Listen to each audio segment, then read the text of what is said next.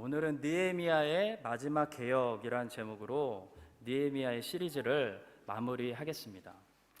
느헤미야는 6장에서 성벽을 드디어 완성했습니다.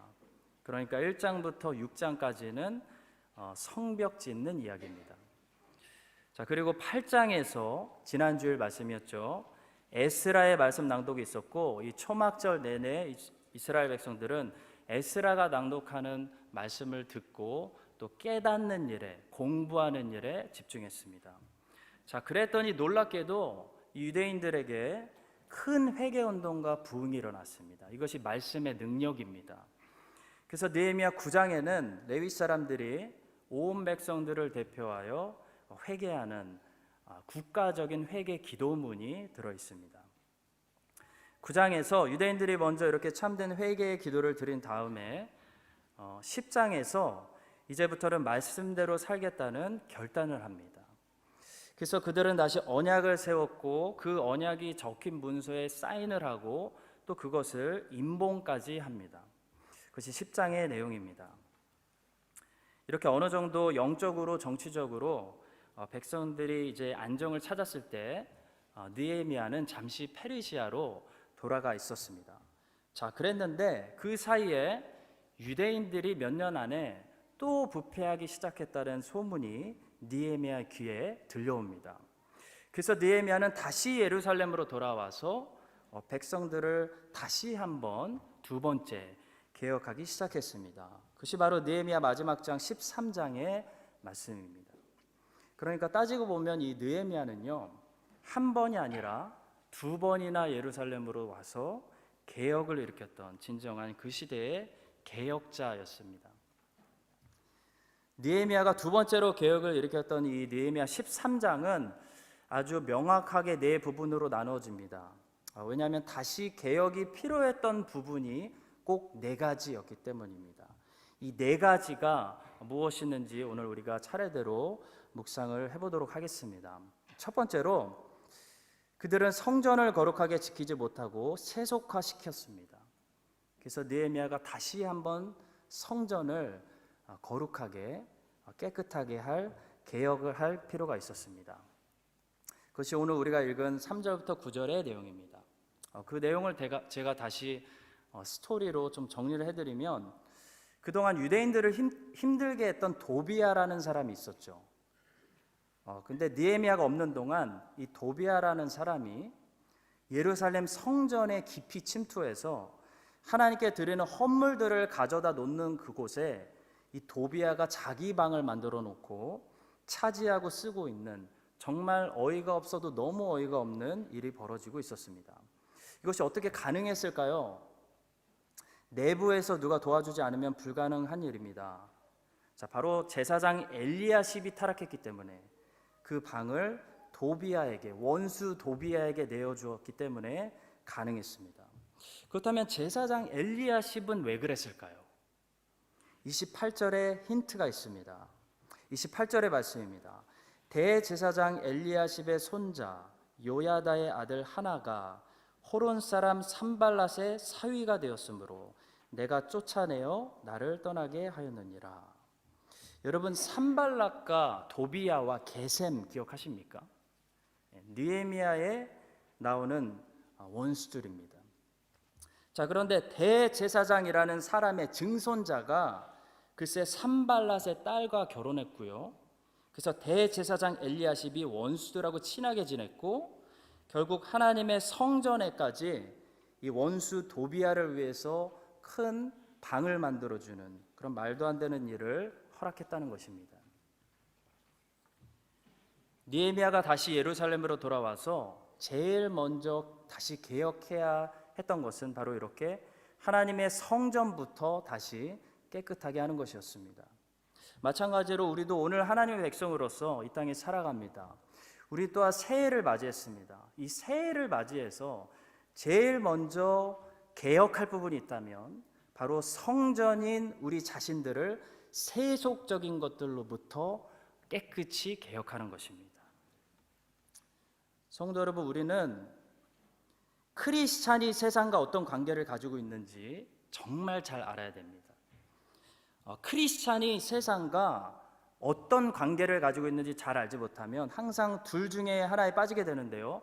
세상과 연합해버리는 세속주의에 빠지거나 세상을 아예 등지고 탈퇴해버리는 도피주의에 빠지게 됩니다. 그래서 우리는 크리스찬이 이 세상과 어떤 관계를 맺어야 되는지 정확히 알아야 됩니다. 그것을 정확히 가르쳐주는 말씀이 요한복음 17장에 있습니다. 요한복음 17장 15절부터 18절까지 제가 읽어보겠습니다. 성자 하나님이 성부 하나님께 제자들을 위해서 중보기도 해주시고 있는 내용입니다. 내가 비옵는 것은 그들을 세상에서 데려가시기 위함이 아니요 다만 악에 빠지지 않게 보존하시기를 위함이니이다.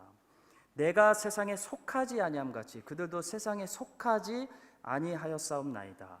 그들을 진리로 거룩하게 하옵소서. 아버지의 말씀은 진리니이다. 아버지께서 나를 세상에 보내신 것 같이 나도 그들을 세상에 보내었고.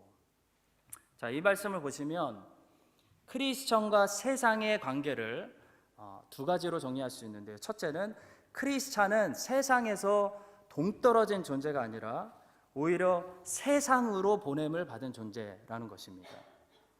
둘째로 크리스찬은 그러나 세상에 속하지 않은 존재라는 겁니다. 곧 세상과 같이 있는데도 섞이지 않는다는 겁니다. 주님은 마태복음에서 이 진리를 이렇게 말씀하셨습니다. 너희는 세상의 빛이라. 너희는 교회의 빛이라. 너희는 수도원의 빛이라가 아니고 너희는 세상의 빛이라 라는 말씀입니다. 크리스천은 중세시대처럼 세상이 부패했다고 수도원을 만들어서 산으로 들어가면 안 된다는 것입니다. 크리스찬은 세상이 부패할수록 그 부패한 세상에 들어가서 부패한 세상을 정화시키는 소금의 역할을 해야 된다는 것입니다. 마치 다니엘이 바벨론 밖에 있었던 것이 아니라 바벨론의 제일 깊은 곳에 다니엘이 살면서 바벨론 왕이 주는 음식을 단호하게 거부하고 하나님의 백성으로 살기를 결단한 것처럼 우리도 세상에서 도망가지 말고 그러나 세상과 연합되지 말고 세상에 들어가서 빛을 비추고 소금의 맛을 내야 한다는 것입니다. 자, 그러나 여기서 우리가 주의해야 될 것이 있습니다. 자, 세상 안으로 크리스찬이 들어가는 것이지 세상이 크리스찬 안으로 들어오는 것이 아닙니다. 여러분, 다니엘이 바벨론 안으로 깊이 들어갔던 것이지 바벨론은요 다니엘 안으로 1cm도 들어오지 못했습니다. 여기에 바로 크리스찬이 세속주의에 빠지느냐 아니면 크리스찬이 세상을 바꾸느냐의 차이가 있습니다. 세상이 아무리 어두워도 세상 안에 크리스찬이 제대로 들어가면 세상이 변하기 시작합니다.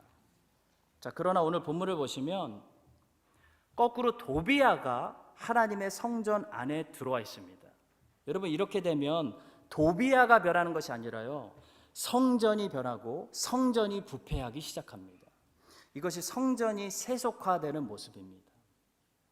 세속화, 세큘러리즘, 이것은 다른 것이 아니라 세상이 우리 안으로 들어오는 것입니다.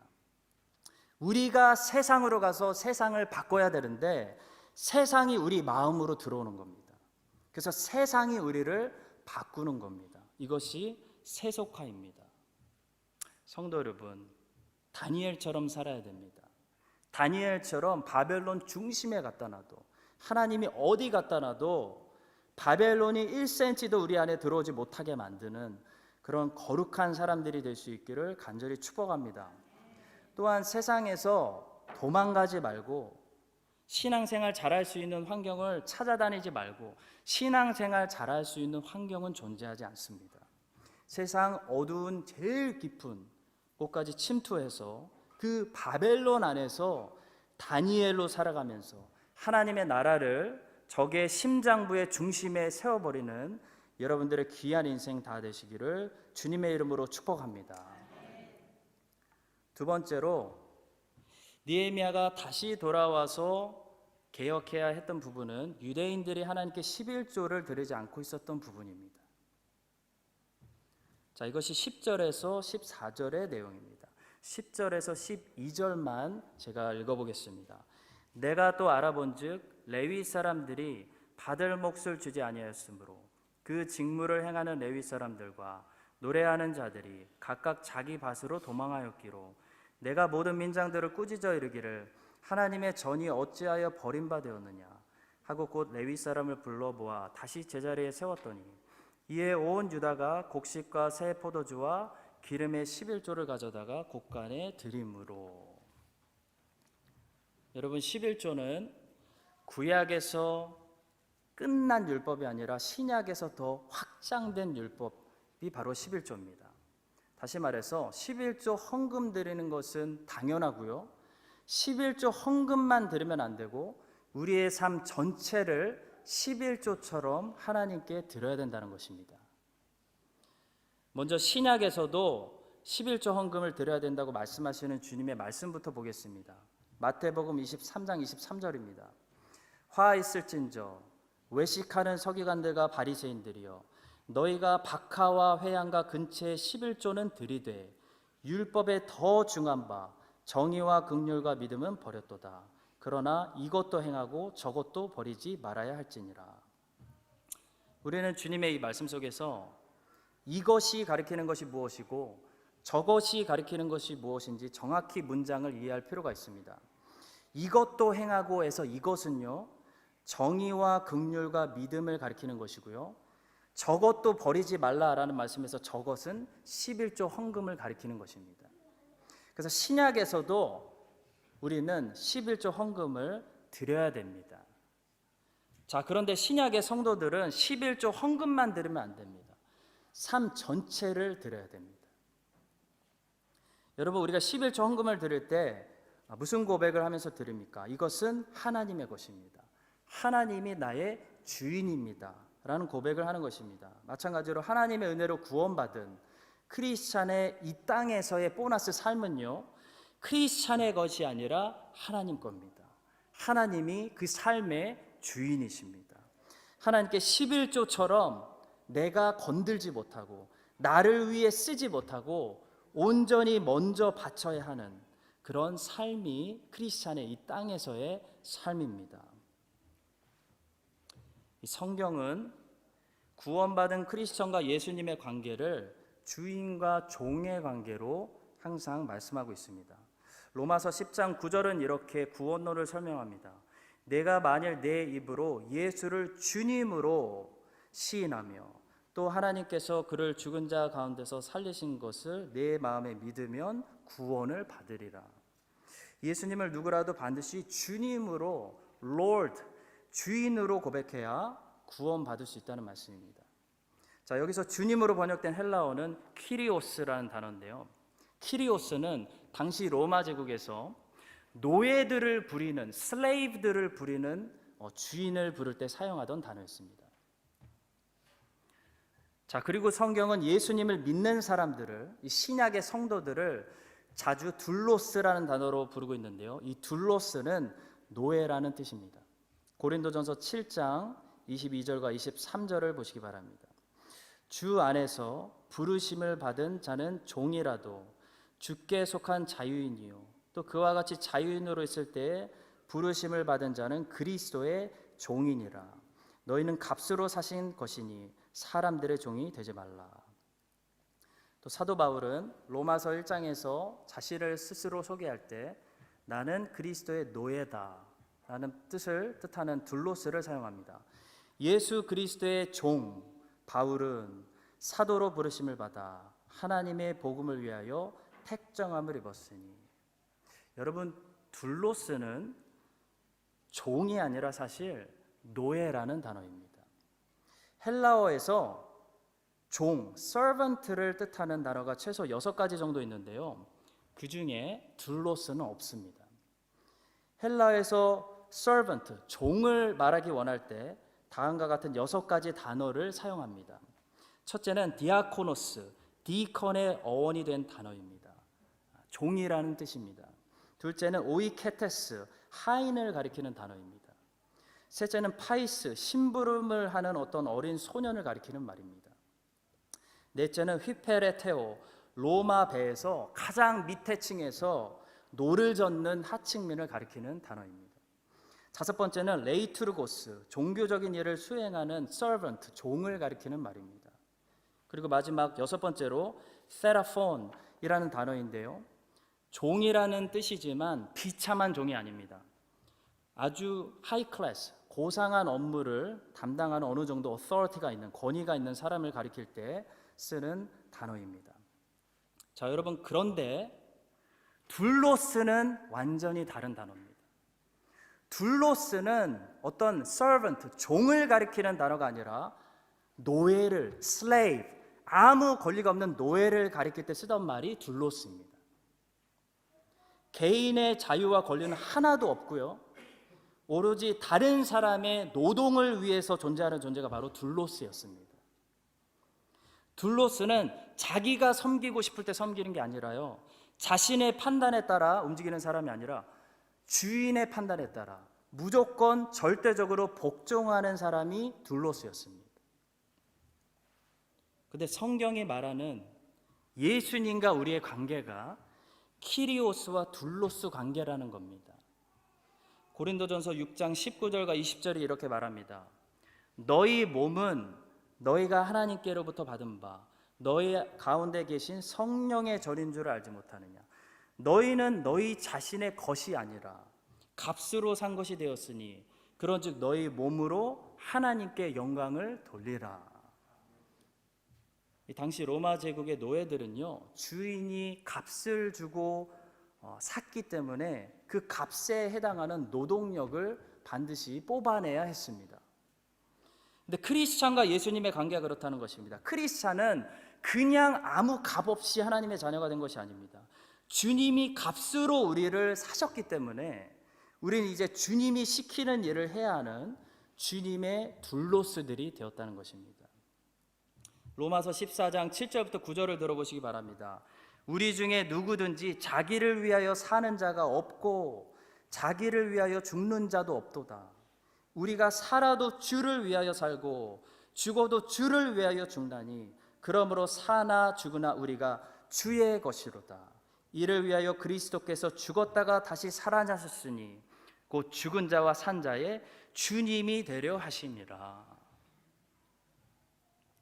그동안 흑인 노예 제도의 역사를 되도록이면 들추고 싶지 않은 이 서방 국가들의 백인들을 중심으로 신학이 발전됐기 때문에 그들은 가능하면 성경에서 slave, 노예라는 단어를 피하고 servant, 종이라는 단어를 쓰려고 노력했습니다.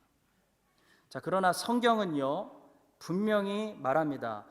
예수님과 우리의 관계를 아주 명확하게 키리오스와 둘로스, 그 주인과 노예의 관계로 표현하고 있음을 보게 됩니다.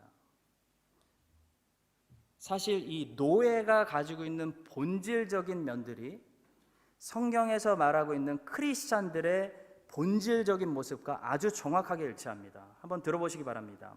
첫째, 우리는 선택되었습니다. 당시 노예들도 주인이 선택했습니다.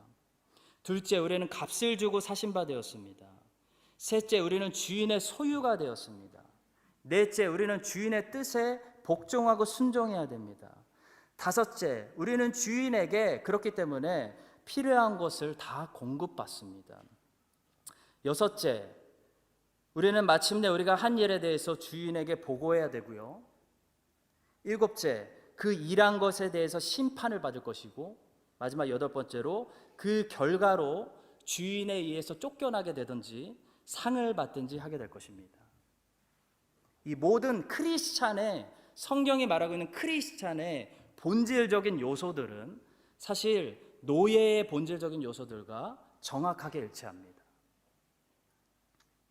성도 여러분, 느헤미야가 다시 돌아왔을 때 유대인들을 다시 꼭 개혁해야 했던 부분은 두 번째로 11조 부분이었습니다. 이 사실은 유대인들이 하나님의 것을, 하나님의 소유를 하나님의 소유로 돌리지 않고 자기 소유로, 자기 것으로 도둑질하고 있었다는 사실을 보여줍니다. 곧 유대인들의 삶은 스스로 주인이 되어 살고 있었다는 것입니다. 우리는 예수님을 믿고 이제 마음대로 내가 주인이 돼서 살 수 있는 자유인이 된 것이 아닙니다. 성경에서 우리가 자유인이 되었다는 것은 우리가 죄로부터 자유인이 되었다는 것입니다.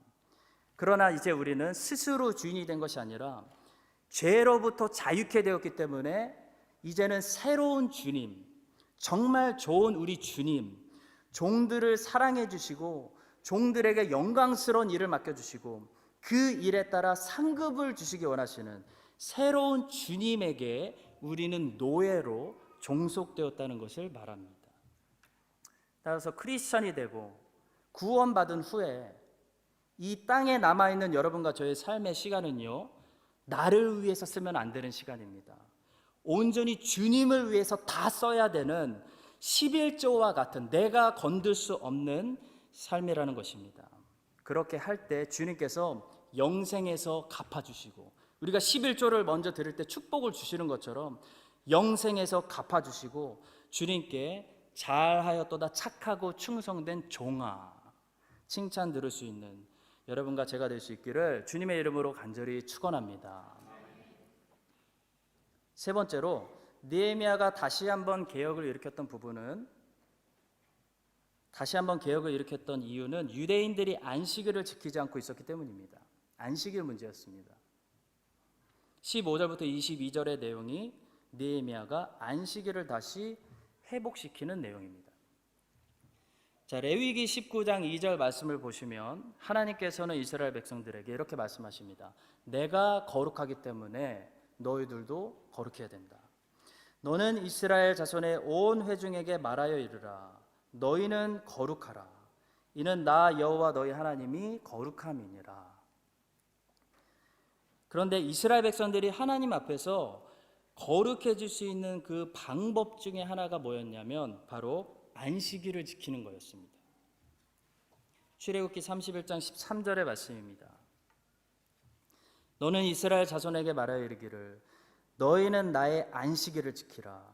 이는 나와 너희 사이에 너희 대대의 표징이니 나는 너희를 거룩하게 하는 여호와인 줄 너희가 알게 함이라. 너희가 나의 안식일을 지키면 너희는 나의 거룩한 백성이 될 수 있다. 이런 말씀입니다. 자, 왜 안식일을 지키는 것이 거룩해지는 것과 관련이 있을까요? 왜 안식일을 지키는 것이 거룩해지는 방법일까요? 거룩해진다는 것은 세상 사람들로부터 구별되어진다. 곧 세상 사람들이 하지 못하는 어떤 것을 하나님의 백성들만 할 수 있는 것, 그것이 바로 안식이기 때문입니다. 성도 여러분, 세상 사람들은 무엇보다 안식을 모르는 삶을 살아갑니다. 우리가 하나님의 백성이라는 사실을 증거할 수 있는 방법 중에 하나는 이 세상 사람들이 누리지 못하는 안식을 누리는 겁니다. 세상 사람들은 안식을 모릅니다. 왜냐하면 죄의 특징이 쉴 줄을 모르기 때문입니다. 만족할 줄 모르기 때문입니다. 죄는요, 불처럼 한번 붙으면 태울 것이 남아있지 않을 때까지 쉴 줄 모르고 다 태워버리는 특징을 가지고 있습니다. 그러나 하나님의 백성의 특징이 뭔지 아십니까? 우리가 어떻게 세상 사람들과 구별되는지 아십니까? 쉴 줄 안다는 것입니다. 거기서 멈추고 절제하고 자족할 줄 안다는 것입니다. 왜냐하면 예수님께서 나의 만족이 되어주시고 참된 안식을 주시기 때문입니다. 그래서 우리 주님께서 죄인들을 부르실 때 이렇게 말씀하셨습니다. 수고하고 무거운 짐진 자들아 다 내게로 오라. 멈출 줄 모르고 쉴 줄 모르고 도저히 만족할 줄 모르는 죄인들아 다 와라. 내가 멈춰주겠다. 내가 쉬게 해주겠다. 이런 말씀입니다. 히브리서 4장 3절은 이렇게 말씀합니다. 이미 믿는 우리들은 저 안식에 들어가는도다. 그가 말씀하신 바와 같으니 내가 노하여 맹세한 바와 같이 그들이 내 안식에 들어오지 못하리라 하셨다 하였으나 세상을 창조할 때부터 그 일이 이루어졌느니라. 세상 사람들은요, 죄를 품고 있기 때문에 멈출 줄 모르고 쉴 줄 모르고 아무리 많은 것을 먹어도 배고프고 배부를 줄 모르고 아무리 마셔도 목마르고 아무리 구입해도 또 구입해야 되고 또 갈증을 느끼고 온 세상을 다 집어삼켜도요 자족할 줄 모른다는 겁니다. 자, 그러나 예수님을 왕으로 모시고 있는 여러분과 저의 삶은요 어느 상황 속에서도 자족하고 만족할 수 있는 능력이 있습니다.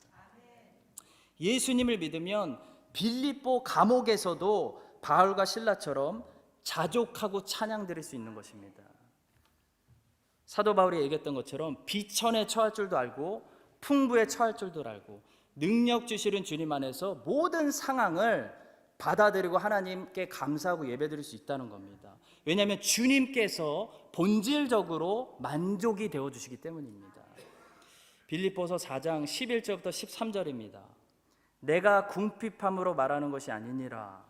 어떠한 형편에든지 나는 자족하기를 배웠노니 나는 비천에 처할 줄도 알고 풍부에 처할 줄도 알아. 모든 일, 곧 배부름과 배고픔과 풍부와 궁핍에도 처할 줄 아는 일체의 비결을 배웠노라. 내게 능력 주시는 자 안에서 내가 모든 것을 할 수 있느니라. 성도 여러분, 어느 상황 속에서도 자족할 수 있는 능력, 감사할 수 있는 능력, 예배할 수 있는 능력, 있는 것으로 거기서 만족하고 멈출 수 있고 하는 절제력은 바로 예수님이 주시는 참된 안식에서 나옵니다. 오늘 느헤미야가 본문에서 유대인들이 안식일을 지키지 않고 너희들은 도저히 멈출 줄 모르고 너희들은 하나님 안에서 안식을 누릴 줄 모르고 계속 또 경제활동을 해야 되는 너희들을 강하게 책망하면서 신약의 하나님의 백성으로서 우리도 레슨을 배워야 됩니다. 신약의 하나님의 백성으로서 참된 안식에 들어가야 되는 우리들이 모든 상황 속에서 만족할 줄 알아야 되는데 크리스찬인데도 여전히 목마르고 먹었는데 또 배고파하고 더 가져야 되고 정말 많이 가졌는데 더 가져야 되고 쉴 줄 모르는 삶을 살고 있다면 오늘 말씀으로 다시 우리를 개혁하고 이제부터는 바울이 고백하는 것처럼 비천에 처할 줄도 알고 풍부함에 처할 줄도 알고 에베소에서 부흥을 경험할 때도 빌립보 감옥에서 감옥에 갇힐 때도 동일하게 하나님을 찬양하고 감사하다고 고백할 수 있는 그런 내게 능력 주시는 자 안에서 모든 것을 할 수 있는 그런 능력 있는 크리스찬들이 되시기를 주의 이름으로 간절히 축원합니다. 마지막 네 번째로 느헤미야가 다시 돌아와서 개혁을 일으켰었던 부분은 유대인들이 믿지 않는 이방인들과 결혼했었기 때문입니다. 이것이 느헤미야의 마지막 최종 메시지입니다. 여러분, 믿는 자들끼리 결혼해서 신앙의 가정을 만드는 것은 옛날이나 지금이나 구약이나 신약이나 너무나 중요한 하나님의 말씀이고 하나님의 백성들의 소명입니다. 선교에는 수평 선교와 수직 선교가 있습니다. 수평 선교는 옆으로 땅끝까지 모든 나라 모든 민족에게 하나님을 전하는 것이고요. 수직 선교는 미래에 이 땅에서 살게 될 다음 세대들에게 하나님을 전하는 것입니다. 우리는 수평 선교와 수직 선교를 둘 다 해야 됩니다. 그것이 신약의 크리스찬의 소명입니다. 자, 그러나 과거 구약의 이스라엘 백성들은 수평 선교는 하지 않았습니다. 아브라함은 아비멜렉을 전도하지 않았습니다. 아브라함은 대신 이삭에게 하나님을 제대로 가르쳤습니다. 수직 선교 하나만은 제대로 했다는 겁니다. 자, 반면에 신약의 성도들은 예수님의 지상명령 마태복음 28장과 사도행전 1장 8절의 말씀처럼 수평 선교도 잘하고 수직 선교도 잘해야 되는데 우리는 땅끝까지 옆으로 가는 선교는 열심을 내고 있는데요, 다음 세대를 가르치는 자녀들에게 하나님을 가르치는 일은 유대인들보다 여전히 훨씬 떨어지고 못하고 있는 것이 사실입니다. 그러나 여러분, 수평 선교는 우리가 아무리 성공해도 예를 들어 2021년에 세상의 모든 나라들을 다 복음화 시켜도요, 수직 선교 제대로 하지 않으면 50년 안에요, 온 지구는 다시 무신론으로 리셋됩니다. 지금 서방 국가들에게서 일어나고 있는 현상이 바로 그런 현상입니다. 50년 전에 이 뉴질랜드 사람들이 대한민국까지 와서 선교했던 나라인데 자기 자녀들에게 하나님을 선교하는데 완전히 실패했기 때문에 지금은 이 나라가 다시 리셋돼서 하나님을 모르는 무신론 국가로 돌아가고 있는 중입니다.